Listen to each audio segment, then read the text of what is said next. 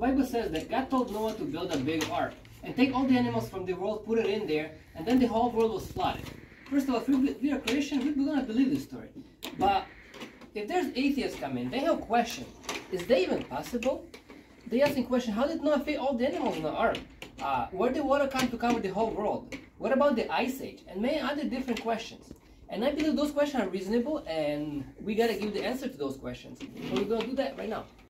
Alright, let's tackle the first question. Where the water came from to cover the whole entire world? And I would like to answer this question a little different than the traditional way. First of all, let's take a look at the evidence if the whole world was covered with water. And let's take a look around us. Everywhere we look, pretty much in North America and other parts of the world, we will see the layers of sedimentary rock. Like if you drive on a highway, you will see many layers of rock. Alright, let's take a closer look at the rocks. We can see those sedimentary rock layers going from many miles. For example, like Grand Canyon has a rock layer that will go through multiple states. And if you look at those rock layers, scientists will tell you the younger rock is on the top and the older rock is on the bottom. And it took millions of years to accumulate those rocks. However, if you start studying those rock layers, sometimes you see a tree going through multiple rock layers. This is a petrified tree in many different locations where it goes through multiple rock layers. So for example, if this rock layer right here is 1 million years old, this one is 80 million, then this one's 100 million, this one's 80 million, this one's 40, 20 million, and so on. How come there's a petrified tree going through all those rock layers? It's not possible. This tree proves that all these rock layers were formed together. Not only this, if you look right here, sometimes you see all those sedimentary rock layers and they are folded together. As far as I know, you cannot bend rock. Rock is fragile. If you're going to bend it, it's going to crack. It's not metamorphic rock. It is sedimentary rock. So my question is, how did these rocks form? If rocks are folded together, that means all those rocks were used to be a mud or a soft mud, and then they folded together, and later on they solidify into rock. That's the only solution how we can explain this phenomenon. But then if we look at the size of the rock, for example, Grand Canyon is hundreds of feet thick rock layers, and how can they form? And the only way they can form is underwater. And how much water would we need to form erosion like Grand Canyon? I believe if there would be a flood big enough to form Grand Canyon, it would cover the whole entire world. And that's the answer. So we see there was water that covered the whole entire world, but now where did it came from to cover the tallest mountain? For example, Mount Everest is like 9 kilometers or more. So first of all, let's go back. Mount Everest formed by the tectonic plate movement, which was formed during Noah's flood, or maybe after flood, when the tectonic plate moved and it pushed the mountain up. So before flood, mountains were not that tall, so we did not need the water. We did not need that much water to cover that mountain. And even right now, there's a lot of water in the ocean that can cover the whole world if you just make it less deep. Let's take a closer look at these rock layers. If you look inside those rock layers, in many places in the world, you can see many different creatures. For example, this is a little grasshopper, and it looks just like the one we have today. And if you look right here, look down, you can see many different starfishes. Not only that, you see a lot of different dinosaur bones, ammonites, and many different creatures that are buried in those rock layers. If you look today, if something dies in the wild, like a deer or something, it will not get petrified. In order for the creature to get petrified, for a grasshopper to get petrified, not rot away, it's got to be covered rapidly in a large amount of water and cut off oxygen and everything from it. So we see these millions of different animals that were stuck inside the rock and died. That means it was a cataclysmic event when we see like 100 feet dinosaurs being covered together and destroyed in a big water flood. We see a whole herds of dinosaurs buried together. We see millions of different animals buried together. And I believe all these events happen at the same time. You know, scientists will tell you that if something is in a bottom layer, it means it dies hundreds of millions of years ago. For example, they claim this starfish right here is 440 million years old. And so this one's 360 million years old. And other stuff is like 200 million years old. However, if you look at the specimens that live today, there is no evolution. We have the same exact species that live around today. So these rocks are not millions of years old.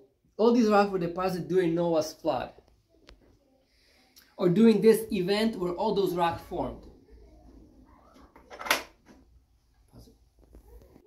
And the same rock layers that are connected together with many different trees and fold all together as a sedimentary rock layer, we also find dinosaur footprints. And if we're talking about the same event that formed all those rock layers, that means dinosaurs and sea stars and humans were all living at the same time.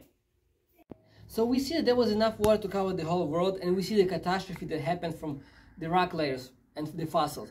But there's more questions than that. Is it possible for Noah to fit all the species of the animals on the ark?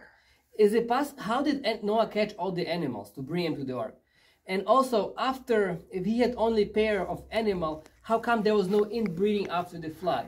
All these questions has to be answered. So first of all, God did not tell Noah to take every species of animal. He told him to take only kinds of animal. And kind is like a family, which can bring forth after the kind. So he did not take a donkey. He did not take a horse and a zebra. He only took one animal. So Noah did not take millions of species onto the ark. He only took kinds of animals by their pair. So it would be only add up to be only a few thousand animals. An ark would be more than enough to sustain all those animals. So the other question is, if Noah took only 2 of each kind, for example like 2 elephants, how is there going to be no inbreeding after the flood? Well, as we creationists believe, animal used to be better, bigger, stronger, and that's what we see in fossil record. That way, the pre-flood animal, they had a lot more gene. Gene code was a lot richer, so inbreeding wouldn't be a problem. After thousands of years, many genes were lost. That's why now we have inbreeding and diseases. Back then, everything was healthier. Now I would like to mention Ice Age, what happened to our planet during and after the flood in days of Noah. Bible says the whole world was covered with water. So if you imagine there were no continents, everything was covered with water. The fountains of the deep broke open and the windows of heaven opened up, and that's where water came from. Flood lasted about a year. And what is interesting, the moon goes around the world. And today, when the moon goes around, it brings tides with it. The gravity of the moon pulls on a water surface and it comes to the continent, the water, and then it's what causes the tides. Well, during Noah's flood, there were no continents, so the moon would go around the world and it would pull the water. So it would pull pretty much tsunami around the world, which washes out all the sediments and trees and everything. And then when all this dirty water with mud in it would go around, it would settle. So it would settle in these rock layers. And we see those rock layers go around the world. So, and everything buried in those rock layers. So also the water sorts things. So it would take all the trees from the whole entire planet and they would float in water, and then the wind would bring them all together. So now you have a big islands of trees falling, of trees floating in water, and it would deposit them probably in like certain location. That's why we have so much, many hundreds feet thick coal layers everywhere. That's what flood did to trees, bring all the vegetation in one place. And there's much more evidence. But what happened to water after the flood? First of all, as we Christian believes, and there's scientific evidence for this, before flood, the world had a canopy over the earth, which would keep the air pressure more pressurized, and there would be increased oxygen. And that's why we see all those giant animals like 20-ton elephants and rhinoceros, and plants were bigger and everything was big in fossil record. That's because of the different atmosphere before flood. But if the earth was pressurized and window of heaven opened up, that could have caused something. Do you guys know, if you take a spray can and you spray it, and when you spray it, the nozzle gets really cold? Or if you have a dust off, you spray and it freezes. And that is because inside the can there's a compressed gas. And when it releases it, the of gas increases it and temperature goes down. So if the whole world was pressurized before the flood, And when the windows haven't opened up, the earth deflates kind of like a spray can. And whenever the gases escape into atmosphere, it would create these freezing places. And that's what I believe could have froze the mammoth that was staying for like, sometimes they find a mammoth, they're like frozen in time, the food is still in its mouth and the acid didn't digest the food in his stomach. I believe the adiabatic cooling could have caused it when the window haven't opened up and the earth deflated, the atmosphere deflated. That's another theory. Other thing what caused is during the flood there was a lot of volcanoes which put a lot of ash into the atmosphere, and that blocked out the sun.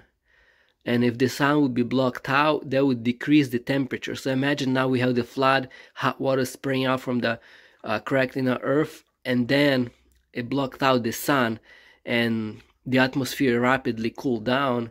First of all, because there is no sunlight, and secondly, because the atmosphere was deflated and it froze like a spray paint or something. So now it's really cold, and the water after flood start to freeze. Like this whole southern and northern hemisphere froze. That's what we call the ice age. That happened right after the flood, and mammoth was in there and everything. So ice age really happened. According to some theory, we believe the only after flood everything was frozen. The only equator and a little higher and a little lower south were only water. But then that's where the continental shelf start moving around, and where the mountains start to be created, and water rushed off, and it created big surface right here of land, because water left, and a lot of water was still frozen. And ocean, a lot of ocean was pretty empty because the whole water was frozen, and all the animals could go pretty much all around the world because the water was frozen in ice. Later on, when all these sheets of ice start melting, it filled the ocean back up. I mean, parts of the ocean. The deeper part of the ocean always had water. The lower parts didn't have water. So there you go. That's the ice age. Right after flood, the water froze, and then it started warming up slowly, and people start to multiply. All the animals go around the road and start refilling the earth. And it happened 4,400 years ago, and it's plenty enough time for all these species after Noah's flood to develop, because we know we have like 500 or more different kind of dogs, and they were all they only like 400 years ago there were only a couple species of dogs. So it is really possible that all those divergent animals were adapted to their environment. There is no evolution, there is only kind adaptation. So each kind that God created can adapt to their environment. That's why if a horse would go to a cold climate, has a longer fur, goes to Africa, it turns to zebra, and all those kind of difference. And it was all pre-programmed in their DNA by God. It did not just appear out of nowhere. So Noah's flood, and we see all these petrified stuff in rocks. That's what all died during Noah's flood, and all those rock layers were formed together in one big horrible event of Noah's flood. We can see more and more evidence of that. So if you come to Bible Adventureland, you'll see it for your own, and we give you a tour. So welcome, guys. So I almost missed one point. How did Noah catch all the animals to bring them on the ark? Well, even today, if there's going to be a tsunami or earthquake, all the animals know ahead of time and they run away. People will sit on the beach and enjoy, and tsunami will come and wash them away. Animal will run. Same thing back then. Animal knew the flood is coming and they came to Noah. God brought them to Noah and he grabbed them from there, or he got them from there. God brought them. That's what it is. Okay, guys, thank you very much for watching. Thank you if you made it up to this point. I would want to say welcome to Bible Adventure. Bible Adventure is open, or share this video so more people will find out about this project. We have the whole Bible from like creation to Jesus Christ. We also have like life-size like Ark of the Covenants and like other stuff from the Bible. You know what was cool? Goliath. Maybe you heard about it. Oh, this is the guy. Bible class. There's a lot more. There's a whole science room with museum, and it's a really entertaining place. People love it. When they come here, they get inspired. They learn more from the Bible. So it's a Bible attraction here in Massachusetts. First of all, if you live around here, just welcome. Stop by. You will not regret. This is an amazing place. Secondly, share this video with your friend, and you know, they will come, or share something else about Bible Adventure. You will help this ministry to go forward. It is a ministry, many people who doesn't know the gospel or Bible, they come here and we can share the gospel. So anything you do for this cause will help us move forward, guys. Thank you so much, and may God bless you all.